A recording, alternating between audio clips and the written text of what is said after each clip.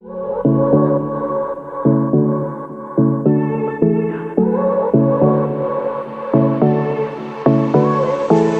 won't make it easy for you now. Voting, but I have with me now a Republican candidate on the primary ticket, Carey Council. And anyway, welcome. He's on the road, um, and tell me how your day's going. My day's going good. I had a really light morning, but I've spent the last 9 days. I put over 4,000 miles on a vehicle from McAllen to Harlingen to Beaumont to Odessa, Midland, Abilene, back to Brenham. My home is in Brenham, so that's where I live. Today I'm in Yoakum, which is just about a couple hours north of Victoria. So I'm Okay. just east of San Antonio at this point. Oh wow! So you've really been putting the miles on the vehicle and seeing a lot of people, and just seeing the Texas people. That's great, and it's a big state. And you're running on the Republican primary ticket for agriculture commissioner, correct?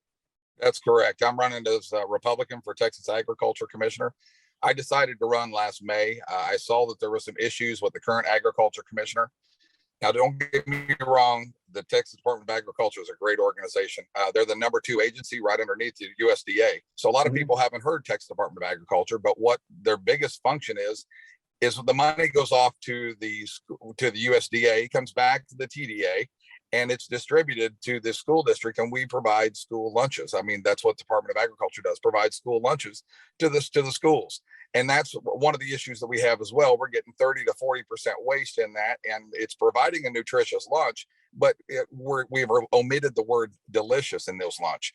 A lot of kids don't eat it's mandated that they take X amount of food as they take their food. And when they get their food, if it's not delicious, they throw it. And so tell me, Carey, why did you decide to run? Go ahead and kind of tell me a little bit about that.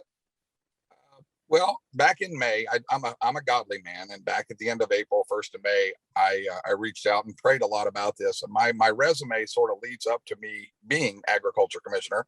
I'm an Aggie, I'm a farmer, I'm a rancher.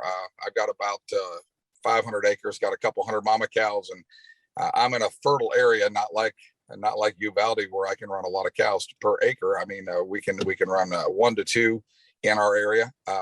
I run a feedlot operation, pasture to plate program, where I feed my cattle, and it goes all the way into the food stream.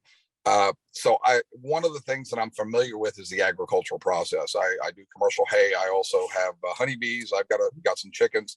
So I am in agriculture. I work with agriculture entities, and I work in the agricultural business. I'm a professor at the college. I teach economics, and 5th generation ranchers. So my background leads me up to this. And as I was saying, I'm a godly man, and I prayed a lot about this at the end of April. And 1st of May, it comes out that there were charges with the Department of Agriculture commissioner.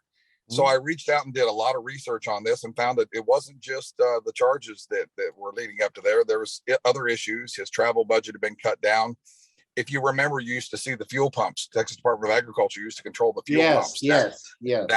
That's been taken away from the ag department, and the indictments just came down at 1st of January, where his chief lobbyist and his chief number one and number 2 guy have been indicted for selling hemp licenses out of the back door of the Texas Department of Agriculture. So this has been a godly thing all the way down the road. I don't think there should be a separation in church and state. You know, on our money, it says, "In God we trust." And Right. I found my life is a lot easier if I listen to God than if I try to make the decisions on my own. So I'm doing this out of my own pocket. I decided that things need to change in Austin. We need to have less corruption in Austin. We need to have more people that are involved in the industry. So I decided to throw my name in the hat, and I've been traveling all over the state trying to spread the word that we need somebody that's in agriculture to run agriculture. We don't need another politician. I'm not a career politician. The only thing I've done is served a couple terms on the school board, but I think my qualifications fit me for the position good or well. As a professor of economics, I've taught economics for 20 years. I've been at the schools, been with the school districts. I've worked with the kids. I think we don't focus enough on 4-H and FFA, and we need to put the focus back towards the youth, or we're going to lose agriculture. And one of the things that I say in my forum is, I ask people who's involved in agriculture, and I get a few hands raised up, but the truth of the matter is everybody's involved in agriculture. If you have cotton clothes on, if you have leather shoes, or if you have a handbag, for gosh sakes, if you eat, you're involved in agriculture. We had that big snowmageddon last year. What was the last February? And the water, we had the freeze and the water stopped, and everybody's houses started screaming. So that's agriculture. Everybody. You're out in an area where you have a lot of deer breeders and a lot of game ranches. You're out there in an area where you have a lot of sheep breeders. There's a lot of cattle farms out there in Uvalde. That's a beautiful country out there, and agriculture is extremely important out there. And people say, well, deer are not really agriculture, but you know what my belief is? If you're using Texas soil and you're producing a commodity in Texas, it is agriculture, and it needs to be respected, needs to be treated as such.